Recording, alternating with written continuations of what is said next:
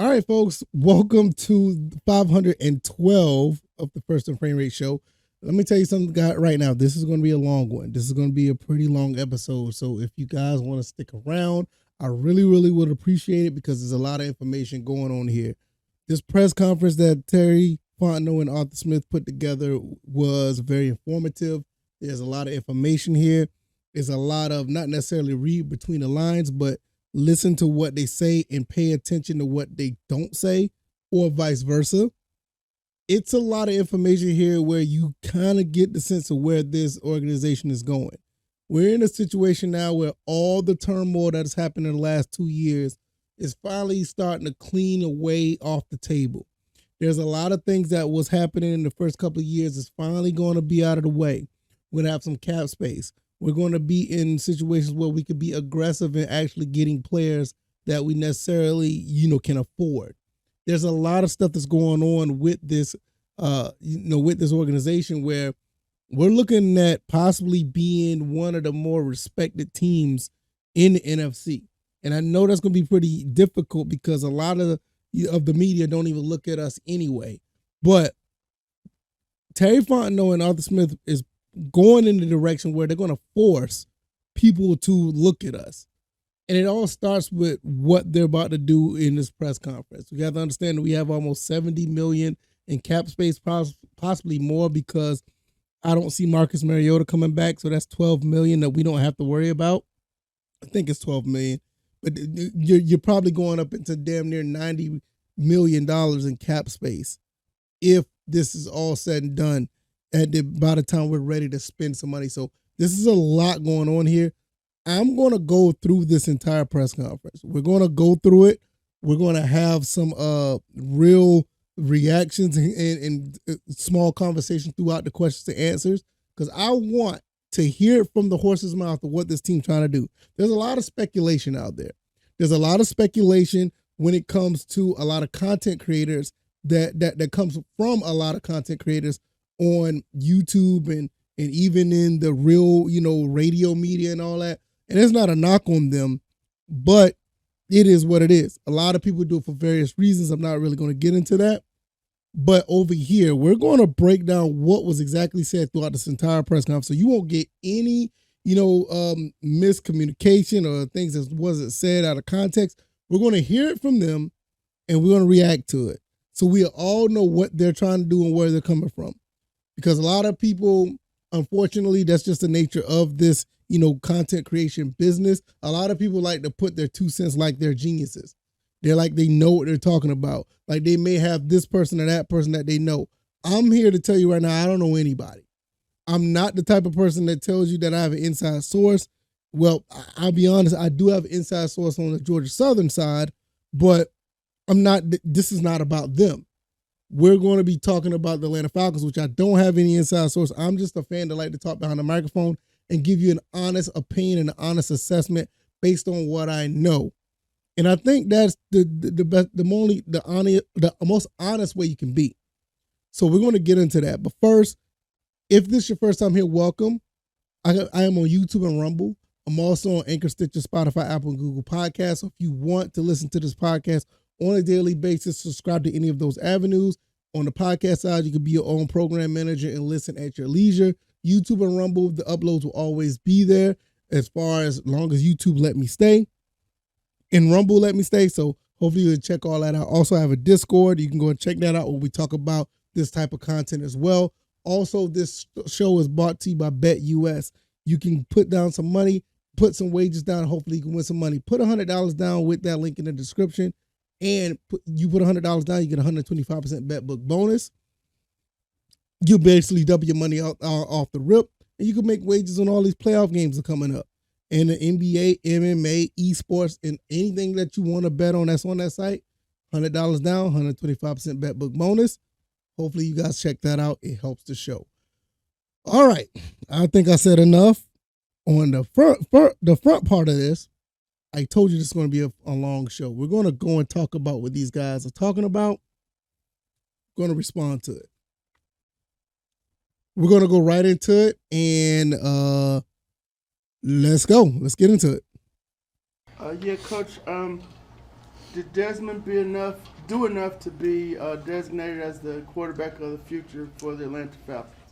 All right, that's the first question by D-Led. Shout out to D-Led at Atlanta Journal-Constitution. I blocked him on Twitter because some of the things that he says is outrageous. To be honest with you, I respect him, but I just can't see some of that stuff on my timeline. I'm sorry, it's nothing personal, but some of the stuff that he put out there was crazy. But he did ask, does Desmond do enough to be the quarterback of the future? And here's the answer. Well, D-Lad, we're still early in the offseason, but we were certainly encouraged by the progress he made. But there's a lot of work ahead of us before we're ready to declare anything like that right now. And that's fair, because you don't want. Let me tell you why he said that. Because first of all, even if he is number one, the thing about it is you don't want to put the NFC South on notice. You don't want to put the NFC or the NFL on notice. Say, okay, this is the quarterback that the Falcons that's going to have for the next season. So with that being said, we already know how to scout for him. We're going to go through this entire time trying to scout for what he can do and can't do. And I know he only played 4 games, but they're going to try to scout for that. You got to keep your information close to you so they don't know. Maybe we will go in with another quarterback. Maybe we draft somebody. Maybe, you just don't know who QB1 is going to be until, training camp or whatever the case may be. But you don't want to give them all this entire month or months of preparation for Desmond Ridder. So I think it's actually a pretty smart answer. And for you, Terry, could you walk us through some of the processes of, as we're into the offseason now, what's next? Scout meetings start, free agency evaluations, bowl games, and you all coaching in one now, I guess, too. Yeah, we're right in the heart of everything, and the scouting department does a really good job. We've already had some college meetings in December. The pro staff has been in pro meetings for the last couple weeks, and so we're right in the heart of that. Now, as we wrap up the season, the first thing we do is we look in the mirror, and we're going to look at every aspect of the program and assess every detail, take a deep dive, and look at the things that went well, the things we want to continue to build on, and where are the areas that we need to improve. So we'll take our time and we'll first self-scout and self-assess, and then we'll move forward. I can't say anything about that. Everything there is self-explanatory. But one thing I would like to say about it is they already, one good thing is that they're going to be coaching a college game. That's pretty neat. I think them and the Patriots, whatever the case may be. So it's going to be a lot of good football minds there with Belichick and his staff, and Atlanta with their staff. It's going to be pretty cool. But it's pretty cool to know that you don't have to have a situation where you're not going to be prepared, because you're just pretty much going in the offseason and going to the next step. And just to follow up for Coach and your defensive coordinator search, could you describe how you want to approach that? And yeah, obviously, we'll miss Dean, and I'm glad he got to talk to everybody on Monday. That was important, and so we've cast a really wide net, D-Led, and we're going to take our time, which I think is important. Certainly, there's things that familiarity with certain schemes that you want to talk to, but we're not going to be closed-minded about anything. So I think it's important. I like the setup now they have with. I think it helps where you don't feel rushed. I think in years past, if you're in this situation, you may feel a little rushed. I think things have seemed to slow down. So we'll be very mindful of that. I want to talk to a lot of people. I already have talked to a few so far, but we'll take our time. They talked to a few people, but if you looked at anything I posted on Twitter, I am a huge fan of the linebackers coach of the Buffalo Bills. I think that's the person that should be the defensive coordinator. If you look at his resume, it is really good. He's done a really good job under Leslie Frazier, and it gives him an opportunity to get this type of this step up of a job of being a defensive coordinator. Now, that's just my personal opinion. I believe that I can't remember his name is Babel or something like that. I put it up on my Twitter, but the linebackers coach for the Buffalo Bills, in my opinion, should be the guy. You said that you've been encouraged, but way too early in the process. How much of the process in deciding whether or not Desmond's your guy going forward is what maybe you do in review versus outside factors, whether it's a quarterback you guys fall in love with in the draft versus somebody who's maybe available in free agency or not? Terry, either one of you guys. Right, Mike. I mean, I think he kind of just answered it. There's a lot of things, and Terry just described, with the offseason, where you are, a couple days when the season just ended. And like I said, we were, very encouraged, but there's a lot of things that could change. There's things it's healthy to take a step back.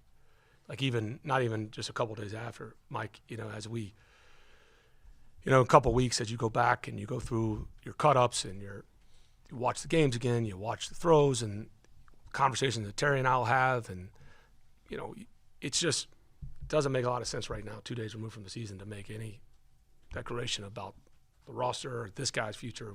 We'll take our time. I mean, I don't need to go any more of the spill of that answer, but that's basically what it says. Like, it's only 2 days removed from the season, and you don't want to make these decisions off of saying, "Oh, we're going to go after this person, go after that person." It just makes sense, but you also have to understand they know what they need. They know what they need, but you don't really want to just say off the rip, "This is what we're going to do, and this is who we need right now." It just doesn't make any. To me, it just doesn't make any sense. So I don't know with the whole how the process works. But I know for certain that you don't necessarily want to,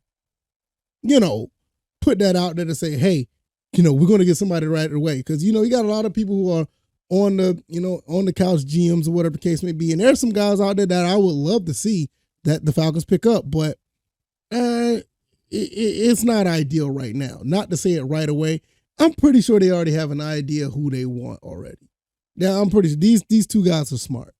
We obviously had conversations, but there's a lot of work to be done until then.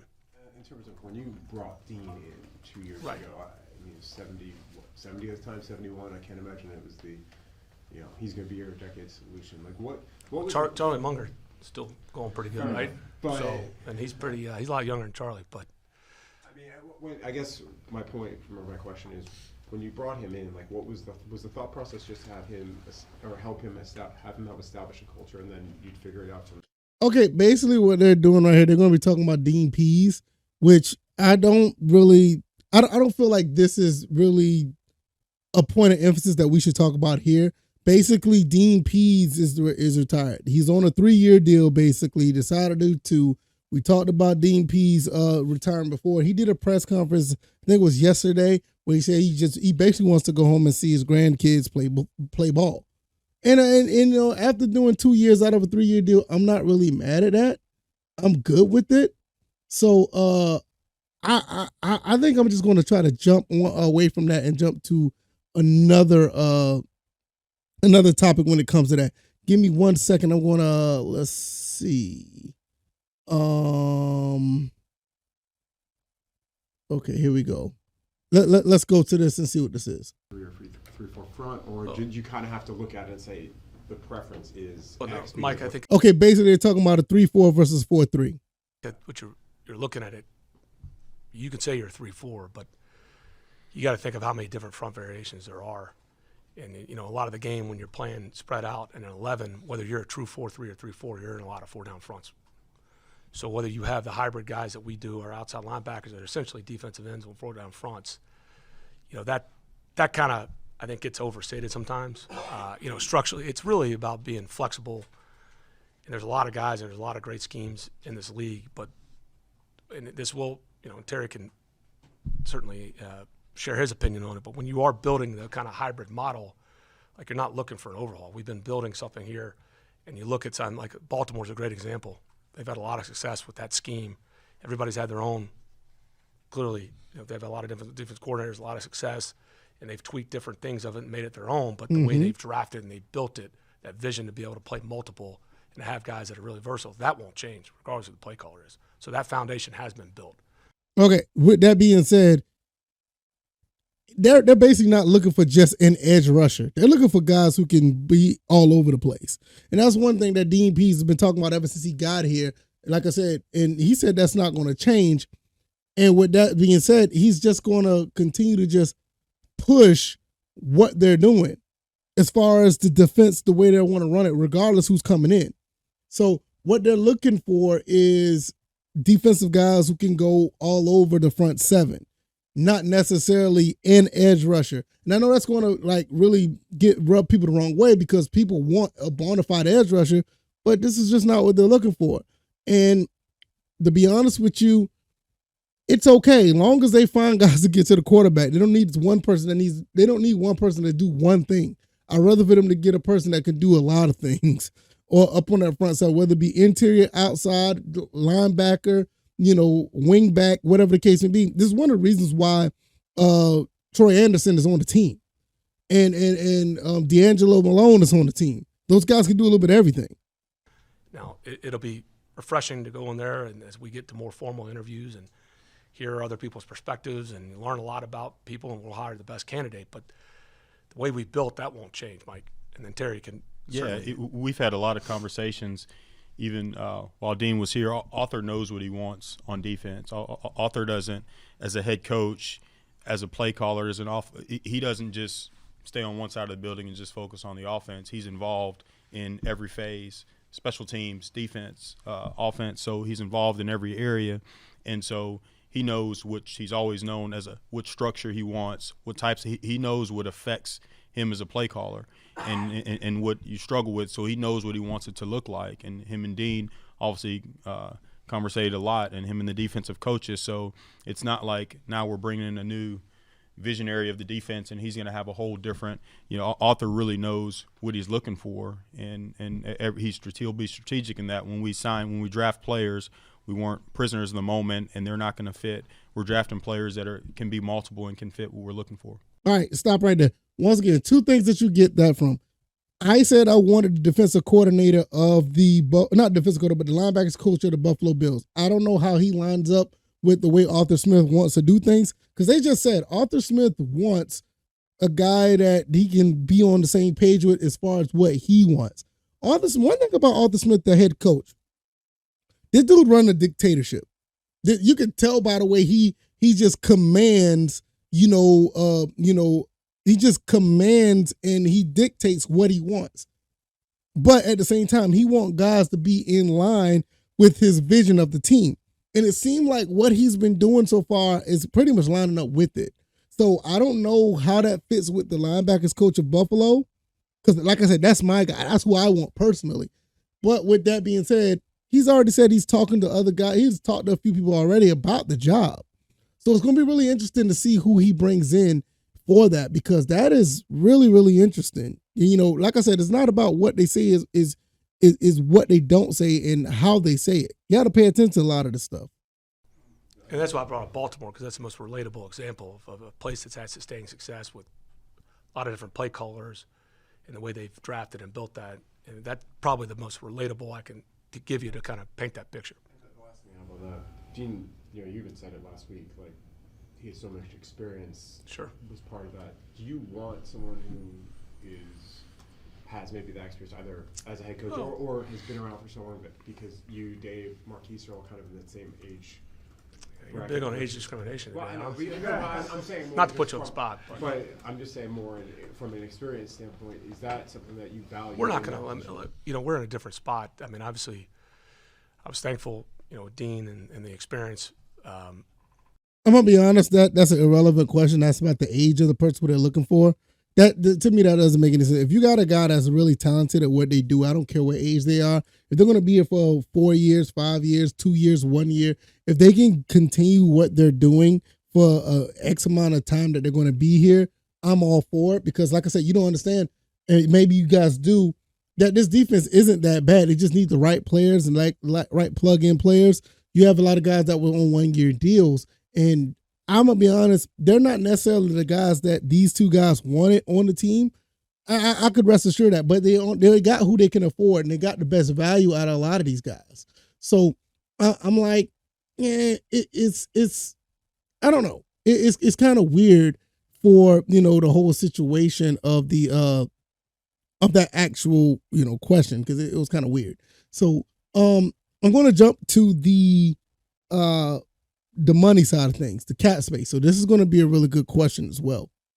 To this point in being able to have the money that you do have to spend this offseason?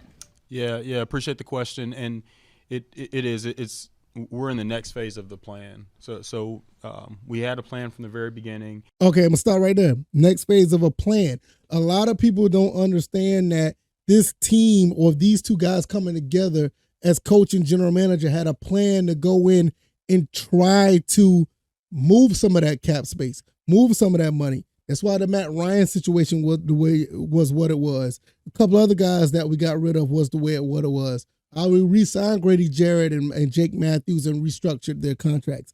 You know, those the Deion Jones trade, all those things, the Julio Jones situation, all that stuff. You know, that stuff was a bunch of things. Those contracts was a lot of things that these guys did not really want to deal with. We talked about this on a live stream a while back where Arthur Smith and Terry Fontenot really didn't want to have Matt Ryan on the team. And I mean, just be honest, they really didn't want him. It's not because of him, because of the money. He was too expensive. Now they're getting rid of that. Now they've gotten rid of that. Now he's talking about the part 2 of the plan. Let's listen. And now we're in the next phase of that. And this is going to be a different offseason than we had the previous years. And yet we're still going to be smart, and we're still going to handle things the right way. We're still going to set parameters and have discipline in everything we do. And yet it's going to be a different offseason than it was. And yes, decisions we made before, we knew exactly what we're stepping into. We knew what the challenge was, and we knew, okay, early on in year one, we're going to have a lot of young players, but we have to sign some veterans because we want to establish the culture, and we want to establish our identity, and we want to make sure we're setting a foundation the right way. So we had some veterans on one-year deals, kind of much like Dean. Dean was here 2 years, and yet Dean laid a foundation that's going to continue to pay dividends moving forward. And when this team is getting to where it needs to be, Dean was a part of that. We have some players that were here just 1 year that are a part of setting that foundation. So okay, I'm gonna stop right there. I talked about this earlier. A lot of guys that was coming on 1 year deals, they're going to set a foundation, set a culture. And not only those guys on 1 year deals, they have an incentive to get paid. I talked about this before. They have an incentive to get paid to be on this team for the long term if they continue to play at a high level or a good enough level to be productive and be that extension of what the coaches want on the field. This stuff is not hard to really, think about. This is really easy. So it's not necessarily just plug a player in and we're going to be good. It doesn't work like that. Don't get me wrong. I know it sounds good, but sometimes it don't work like that. And hopefully if I go further into this, they talk about why that type of stuff doesn't work. So we had a plan in year one. We come into year two, a much different team, a much younger team, a different core on this team. And yet, and that's the tough part about it. When you sit, on Monday after the season, once the season ends, it's going to be a different team. And that's the nature of the business. There are going to be a lot of different players. And yet those players that were here, they're a part of setting that foundation. So, yes, we made decisions. We always want to be as competitive as possible. Last year, this year, we want to be as competitive as possible, and yet we wanted to make sure we're making the right decisions. And now the phase that we're in, it's going to be a different offseason. They wanted to have their cake and eat it too. Remember they said that? And they were able to be competitive, even though both seasons were 7-10. They were able to be competitive in a lot of games. You got to understand, a lot of these games were one-score games. And it could have flipped the balance, even with Marcus Mariota at quarterback. So they did a lot with, what they had. But he said, now this offseason is going to be different. It's going to be different. You're going to have money to spend. You're going to have a situation where you could get top players. And the top players who want to buy into, hey, look, this team only won 7 games with what they had. Maybe I can go down there and make a difference and be a part of that culture where you can bring real good football players in and be a tough team, a rough team, a scrappy team. Because this team is nowhere near the finesse team that we used to be. Not even close. These guys come in and shake some things up, and they're on the second part of their plan where a lot of this dead space and all this dead, this dead cap money is about to go away. So I want you guys to understand, this is about to be a really good, interesting time for the Falcons. I'm not saying there's going to be a situation where we're going to be world beaters and we're going to a Super Bowl or this, that. I don't know that, but this is a position where we always wanted to be in, not being cap held and worrying about, veterans trying to do things. We're making up our new identity of this team.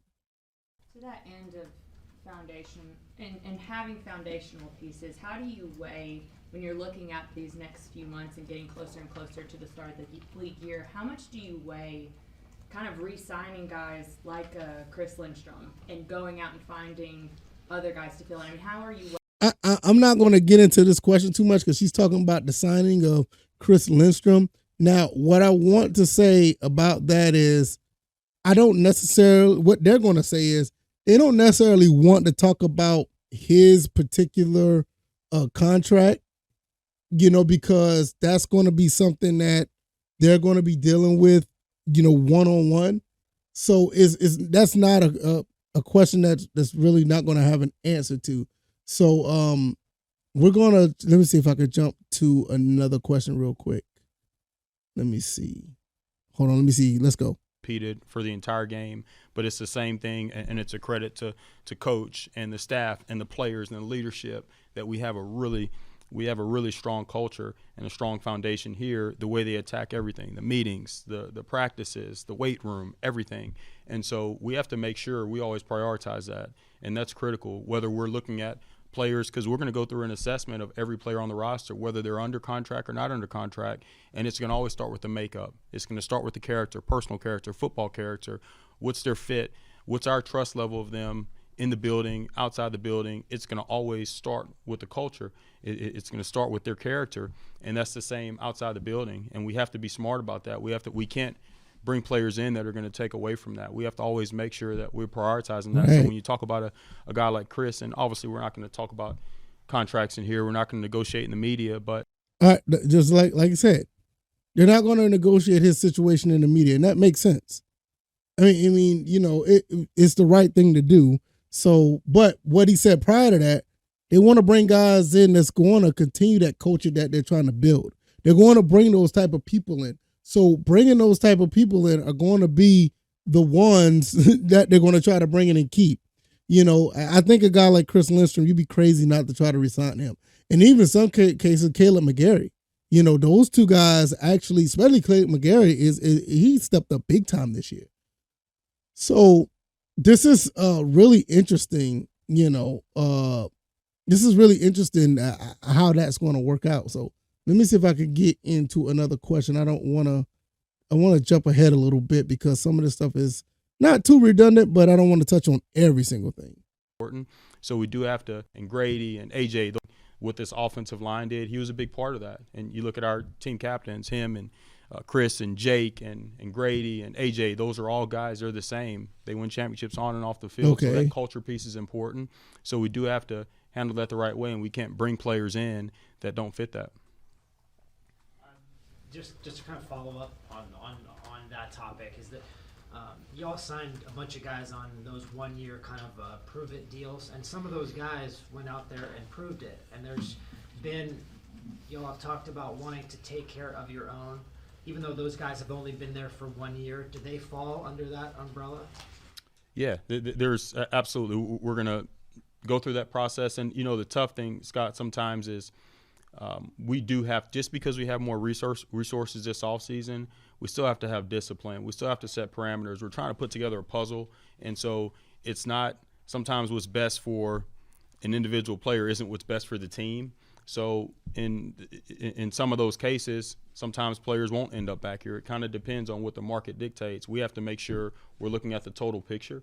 But there were a lot of guys that came here and did some really good things. And yes, you always want to. We always start here. We start with our team, and you really want to bring back as many guys as you can if it works out, because they're guys in our building. Because it is hard when guys are outside the building. You want to lean on overlaps and if you have connections some type of way, because it's more risky in free agency when we're bringing players from outside the building when you have a strong culture like we have. So we want to make sure we really look hard at our players. Yeah, that's well said. I don't even have to add anything else to that. I mean, you just want to bring the guys back that are on 1 year prove it deals. It's another thing that I've been talking about. These are one of the reasons why you want to get the right guys in on 1 year deals, knowing that you're about to double back and have a really good situation with a bunch of cap space. You want to bring those guys in and actually, tell them, look, you play good, you're going to get some money here. So that is something that's really going to be that's really going to be an incentive for a lot of guys that want to play and play tough and actually want to change their lives, not just in the scheme of things as far as monetarily, but just being a good football player and possibly making a run to a championship. And I know that's a little far-fetched right now, but that is something that you may want to think about. I'm skimming through the rest of this press conference. I don't want to go through all 54 minutes, but like I said, it's a lot here. It's a whole lot here. I'll definitely put the link down in the description to actually, so you guys, if you haven't listened to it already, I'm pretty sure you guys have. But if not, you can listen to this whole thing at your own leisure when you get done with listening to me, because I think this is a really good bit of information right here. This is really good. I went back and listened to this like 2 or 3 times, but I wanted to give you a real good reaction to what was said, because I feel like this is what you want. You want to have a situation where you hear from the guys who are actually running the show in the front office, the GM and the head coach. You really can't get more better than that, because there's a lot of speculation out here. It's always that way.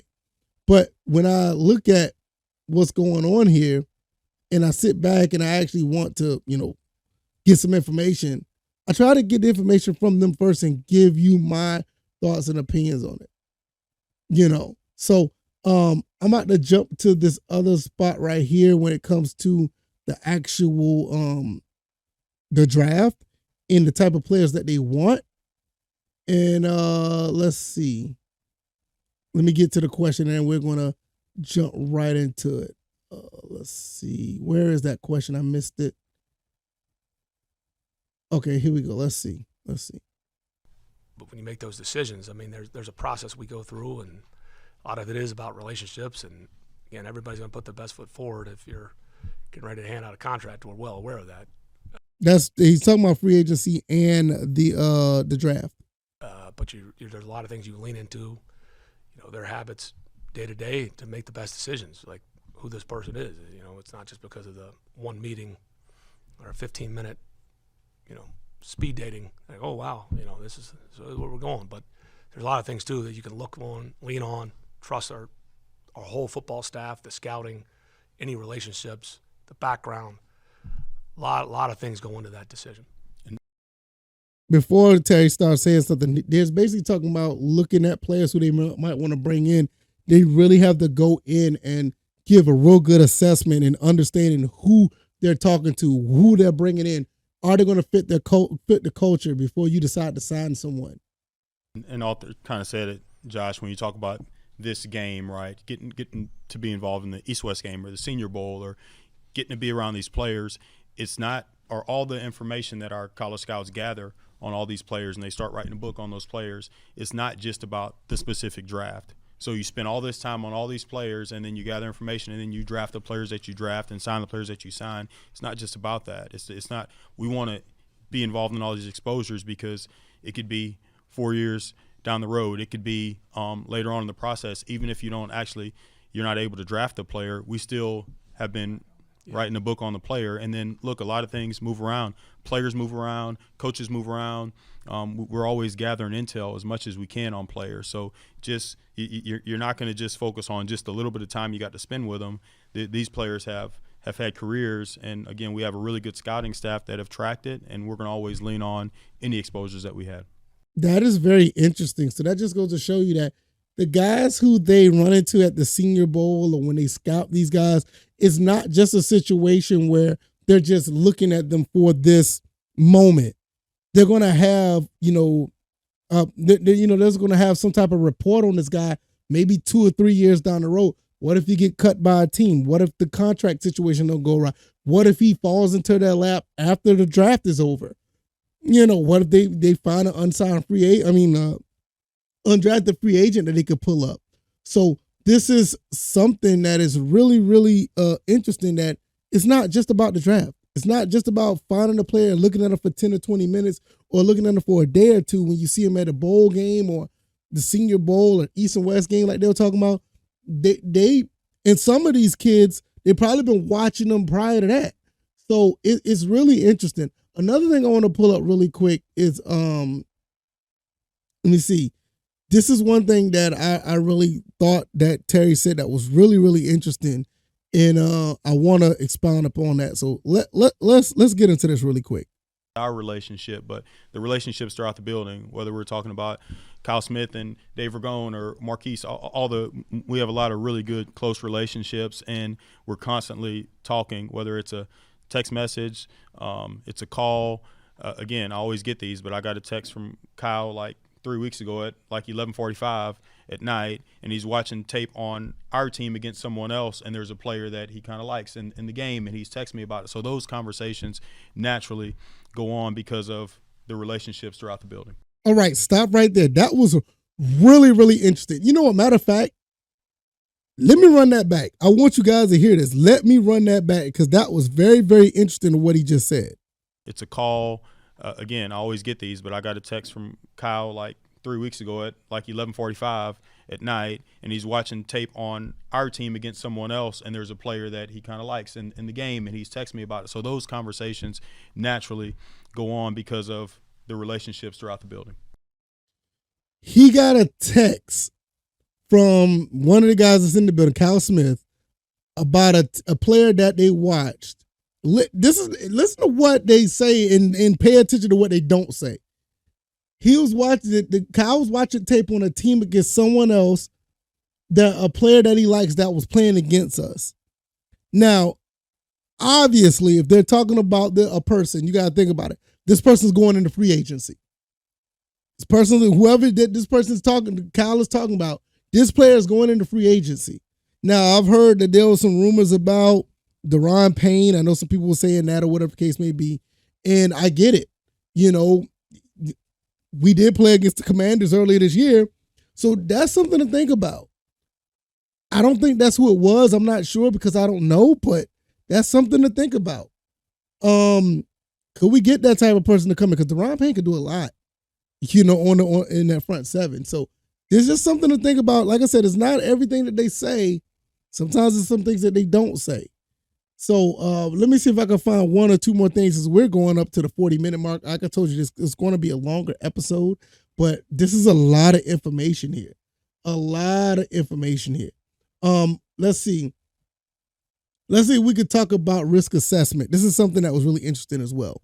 Creating specifically from, you know, how do you, you know, there are going to be guys that are on the open market because the team couldn't pay for them. Mm-hmm. And there are going to be guys that are on the Gotcha. open market because the team didn't want them. Yeah, it's all risk assessment because and it's a risky business because you're right. If there's a reason they're letting that player out the building, and it could just be just that hey, financially they might not be able to afford them. Wait a minute. This is about to be very, very interesting what he's about to say. I want you guys to check this. What he's saying about guys who could not get signed to other teams because of injury or whatever the case may be. Terry Fontenot just said it could be a financial thing, but what he's about to say is very, very interesting. Let's get into it. They might not be a specific fit. There could be an injury thing. There could be a character thing. So it's all risk assessment, and that's the onus is on us to make sure we know exactly what it's risk assessment, and we can really go through. Hey, why is this player available, and is this player going to be the right fit? So that's on us. And look, I believe we've done a good job even in the last couple of years. We've been able to bring in some free agents that are good football players, and we have to do the same thing. But you have to look at all those factors. Very, very interesting what he said. So now when you sit here and wonder why a certain player was not signed to this team, or why, you know, your favorite player that you thought that was on the market that just was not looked at by the Falcons, you pretty much got your answer right there. Making high impact plays and you know in the lineup.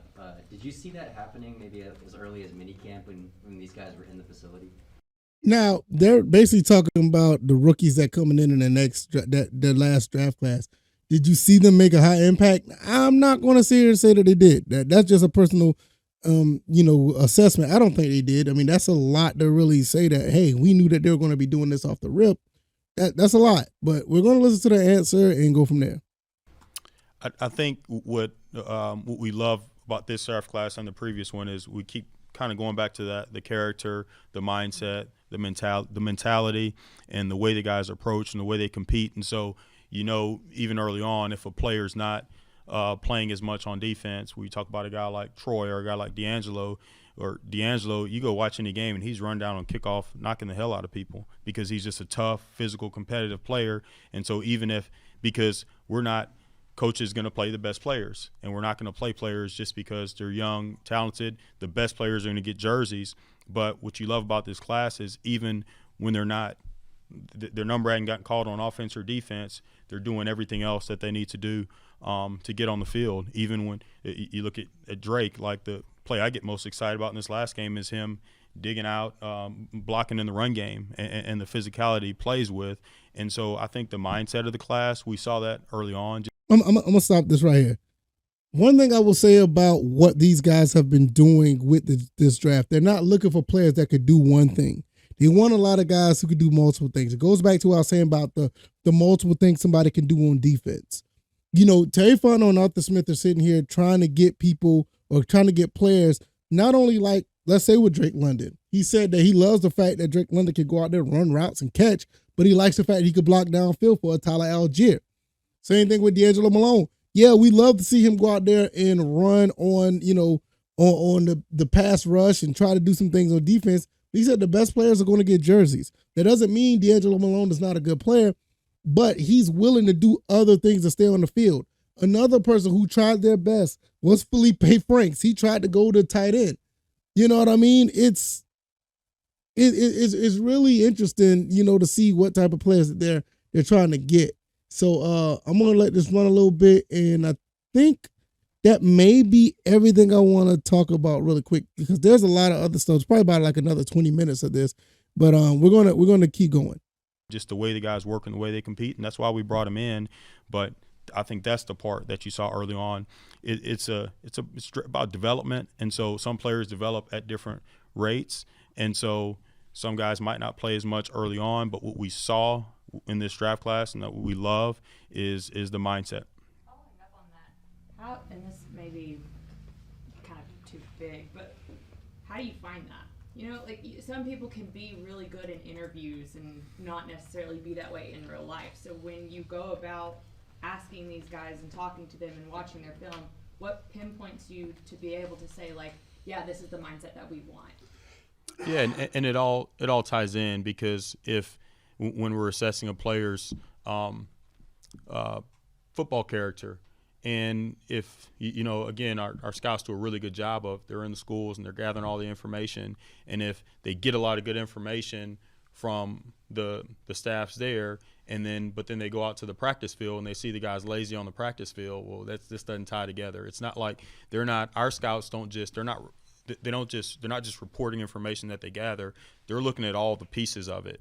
And so at this point, they've been in the schools. They've been around, like early on, they saw the players when they were freshmen. And they saw players when they were freshmen. So with that being said, they were just basically looking at these guys, a lot of them when they were young. And, they're becoming to be draft eligible, and they see a lot of guys. Now, I know they've been here for 2 years, Fontenot and Smith, but kudos to this scouting group. Because you look at these last two drafts, I think they knocked it out of the park. Everybody from the what's his name, 27, Richie Grants, all the way to Tyler Algier. I think they've done a very good job of drafting players because a lot of these guys that are coming through that was drafted are contributing in some form or fashion. And so they've been in those buildings, and so they're getting information from everyone in the school. They're seeing them at practice. Then we get the information, and again, we hit all those exposures, and there's a lot of exposures to those players. So it's everything matters. Everything really matters, and I think we have a group that does a really good job. And then as the coaches get involved, our coaches are heavily involved in the process as well, and we gather as much information as we can, and everything matters. I think I'm gonna leave it right there. I think we got a lot of information with this one, and I hope you guys enjoyed this episode. It's a lot of information here that we picked up on what they've said and some things that they didn't say. if you read between the lines or you just listen to the other words that you didn't hear, if that makes sense, these guys put out a lot of information on what they're going to do. They're going to continue to build what they started. These last 2 years, both seasons, they had no business winning 7 games. But even then, they still was able to be competitive and bring in guys that were actually, good on the football field. And they're going to continue to bring guys in as far as the scouting and what they're going to do in free agency to bring those guys in that's going to continue to have that culture that they're trying to build. I think Terry Fontenot and Arthur Smith is doing a phenomenal job considering you wasn't supposed to win 7 games when you lost Julio Jones and you had Matt Ryan basically throwing to nobody. And I'm not, no disrespect to the guys that we have here that's still on the team, like Alamaz Zacchaeus, but but you had Russell Gage and Lama. That's the only 2 you really had. Kyle Pitts did very well, but as far as receivers, you didn't have anybody. But we still managed to win 7 games. Turn right back around. We have the receivers. The receivers didn't play too bad, but we didn't have the quarterback. Marcus Mariota for 13 plus games just didn't do anything for us. And I ain't gonna say he didn't do anything. He did win some games. I will say that, but it wasn't as efficient that we would like. And when Desmond Ridder comes in the last 4 games, he looked pretty good. So I think Desmond Ridder is the makeup of what they want. That's not saying he's going to be QB1, but I think everybody that they drafted is a reflection of what they want to have on this team. From the very first pick that they did pick up to the last one that they have in this last draft. And they're going to continue to do better. I think this was a very informative press conference. And I think we learned a lot. I really do. If you like this podcast, hit the like button, share this podcast, subscribe to the channel if you haven't already. I am on YouTube and Rumble, Anchor, Stitcher, Spotify, Apple, and Google Podcasts. Click that link down in the description for the Discord. Also, BetUS, put $100 down, get 125% bet book bonus. Thank you guys. We are really close to 1,300 subs, and it's all thanks to you guys. It may not mean a lot to a lot of other people, but it's a big deal to me. And I know it's a big deal to you guys because you guys are listening in as well. So we will be back with another episode for 513. Who knows what we're going to be talking about then? But between now and then, this right here is a lot to digest. And hopefully you guys enjoyed this. I will see you guys on the next one. Enjoy your Thursday. You guys take it easy. You guys be blessed. Peace.